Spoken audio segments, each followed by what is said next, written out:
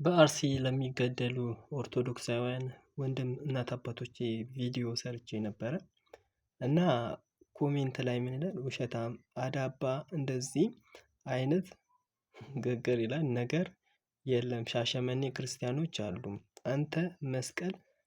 አንተ መስቀልህ እንጨት እንጂ ምንም አይደለም። የሃይማኖት ፖለቲካ መሆኑ ነው ወይ? እኔ ፖለቲካ ለፖለቲከኞቹም አልጠቀመ። እኔ ምን ያደርግልኛል ፖለቲካ? ሰው አይሙት ማለትም ፖለቲካ ከሆነ እንግዲህ አድርጉት እናንተ። እኔ አላውቅም። ለኔ ግን ፖለቲካ አይደለም። እኔ ኦርቶዶክሳውያን አይሙቱ ነው ያልኩት።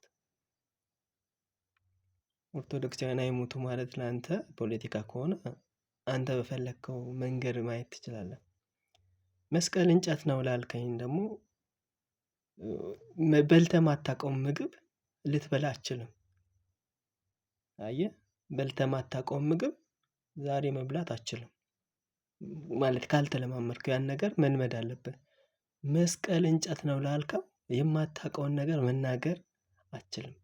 ልክ በልተህ የማታውቀውን ምግብ መብላት እንደማትችል ሁሉ የማታውቀውንም ነገር መናገር አትችልም።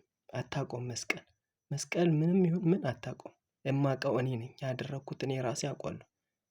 ስለ መስቀሉ አይደለም። አሁን የሰው ኦርቶዶክሳውያን መሞት ይቁም ማለት ምን ወደዛ ምን ወሰደው? ይሄ የትኛው ፖለቲካ ነው? ለፖለቲከኞችም እኮ አልጠቀሙም። እርስ በርሳቸው እየተገዳደሉበት ነው እሱ። ለነሱም አልጠቀመም። ለነሱ ትነግራቸዋለህ። ግን ሰው አይሙት ሰው አይገደል ማለት እዚህ ሀገር ላይ ወንጀል። የሆነ ነገር ሰው አይሙት ሲባል ፖለቲካ ወይ የትኛው ፖለቲካ? ደህና ፖለቲካ ሀገር ውስጥ ቢኖር ራሱ ጥሩ። የሰከረ ፖለቲካ፣ ሰው የሚገል ፖለቲካ፣ ሰውን የሚበላ አርዶ የሚበላ ፖለቲካ ይሄ እንኳን ይሄ ተምሯል ምናምን ዶንቆሮ የሚመራ ፖለቲካ።